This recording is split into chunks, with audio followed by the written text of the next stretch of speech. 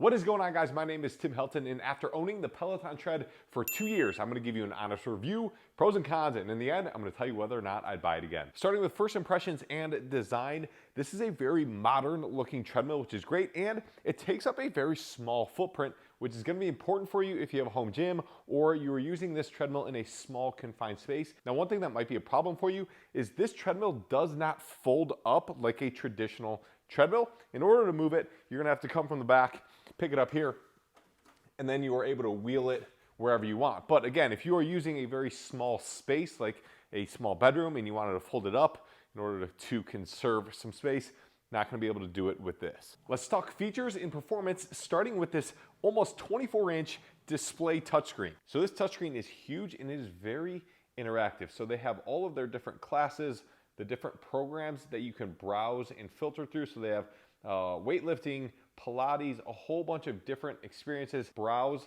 by class, by instructor, which is really nice. One thing that they recently added is the entertainment feature. So if you just want to walk on the treadmill and watch Netflix, YouTube TV, whatever it might be, you certainly can. One thing that I did find annoying is every single time I get into my account, I can't just click YouTube TV. I have to sign into my personal account every single time, which is fairly annoying. Now onto the actual performance of the treadmill.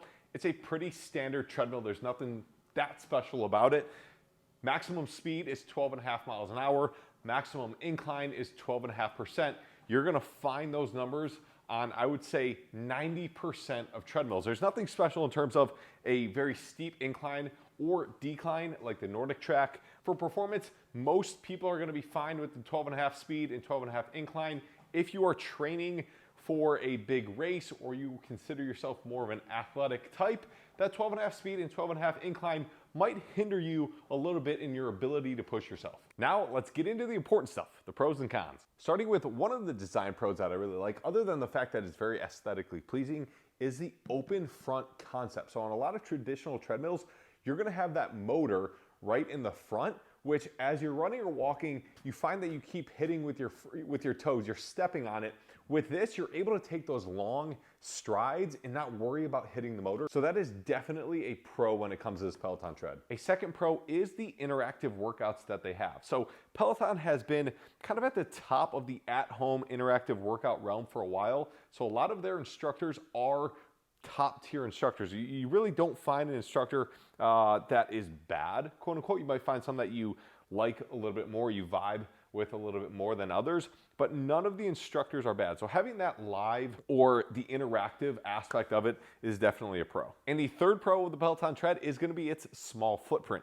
It does not take up a lot of space. It is not bulky like you'll see a lot of the traditional treadmills be. So for someone like me, where I'm trying to utilize as much space as possible in this home gym, this is important to have a small footprint. But again, that small footprint that it takes up kind of leads us right into our cons, in that you can't make it smaller by folding it up. So let's get into those cons. The next con, and the one that I think is a deal breaker for this Peloton Tread, is that the sturdiness of it sucks. The way that they designed the Peloton Tread just wasn't very smart, to be honest with you. I actually talked to one of the Peloton technicians that came out here, and they themselves say that the design of it is a complete flaw. Whenever you want to incline your treadmill, instead of it being a separate system that inclines it, the front wheels move back in order to incline the treadmill. And what happens is it causes it to be completely wobbly and off balance. Another con and kind of an issue is that there have been times where the screen is locked. You cannot put in the passcode, but the belt will run. So that can be a safety issue if you have kids around. Final con of the Peloton Tread, which some people may see it as a con, some people may not. At the time shooting this video, the Peloton Tread currently costs $2,995 plus a monthly subscription of, I believe, $44 in order to use the tread. So that's an expensive treadmill with an additional membership every month. So final verdict, after 2 years of owning the Peloton Tread, would I buy it again?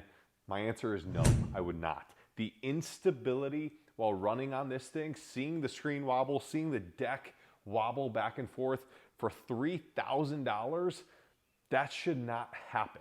It drives me nuts that it happens, but it is what it is. It's a design flaw that they have not seemed to fix yet, and I don't know why. If you found this video helpful, hit that like button, subscribe to the channel for more fitness reviews, and let me know in the comments, would you spend nearly $3,000 on the Peloton Tread after watching this review?